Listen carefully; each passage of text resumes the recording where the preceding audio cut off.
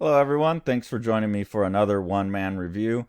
Today I'm looking at another one of the damaged books that Menachem sent me when I got my order of Cerebus Going Home, the remastered version from him. So I paid for Cerebus Going Home and the extra shipping, and he used these damaged books to pack my Cerebus Going Home so it didn't get hurt. I don't know what was wrong with this book. It looks pretty good to me, pretty good condition. I guess it's got a bent corner. So Menachem is, really cares about like putting out perfect product onto his shelves. So I really appreciate that he sent this along.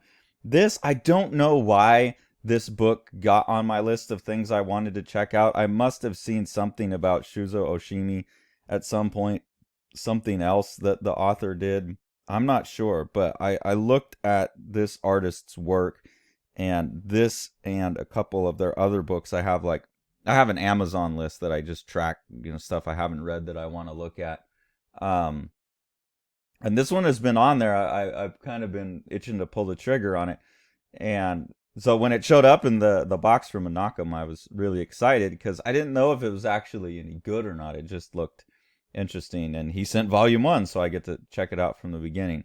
And definitely an interesting book. It's a very slow burn book, but I think that's exactly what the author's going for. So it starts out with this wonderful scene that's in color here, where a mother and her son stumble upon a cat. And isn't it cute? Can I touch it, mommy? Go ahead. And they touch the cat, and the kid realizes it's cold, and that the cat is dead. And then the kid asks, "Why, mommy? Why is it dead?" And she says, "Why?" And then you get this big spread of this face, which is so like intense and calming and like a beautiful memory, but given the situation that just happened, and the artist does such a good job of this just slightly something off. There's slightly something sick and menacing about that. And then you just jump forward to the main character waking up. So this was a dream that he had, and goes on to explain to his mom, like, "Oh, I had this dream." The character's name is C. Explains to mom, like, yeah, and she always looks like too happy, too nice, and explains to mom that he had a dream about this cat, and she's like, "Oh, like wow, like you remember that really happened."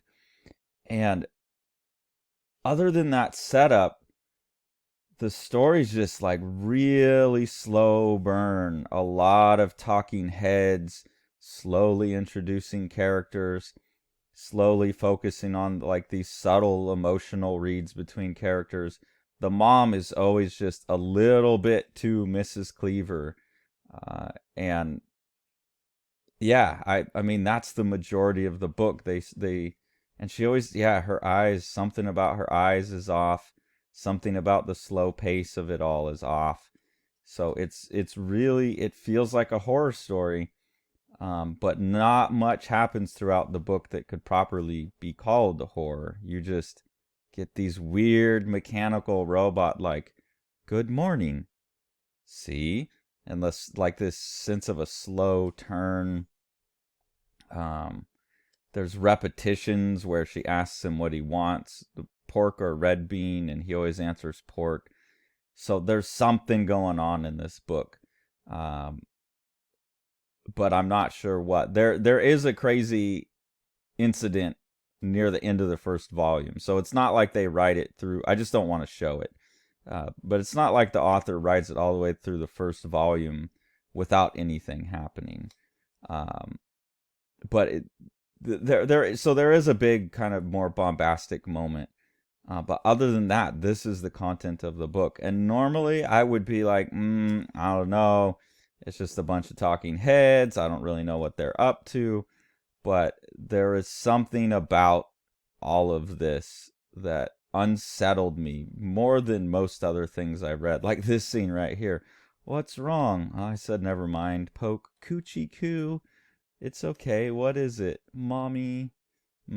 Thanks for everything." and then like this weird focus on this kiss. Yeah, I don't know. It's just odd and unsettling book. So I don't want to say more about it than that. That's basically the vibe of the book. I highly encourage you to go pick it up.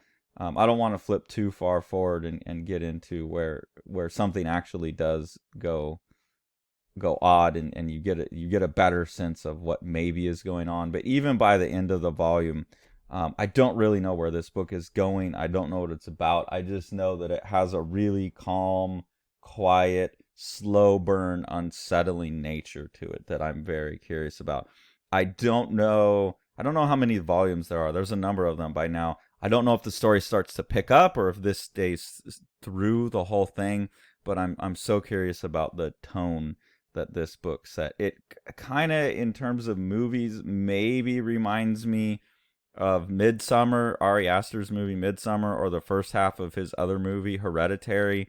Nowhere near as intense as those movies are, but more like the beginning of Midsummer, where it's all kind of beautiful and everything, but like, oh, this is gonna go wrong at some point. So I expect that the story ramps up towards that, but it'd be really interesting to see an author maintain the slow burn the entire way too. So this is one I'll definitely be buying the rest of the volumes. I'm really curious. It feels like something I've never read before. Thanks for joining me. Take it away, Jack.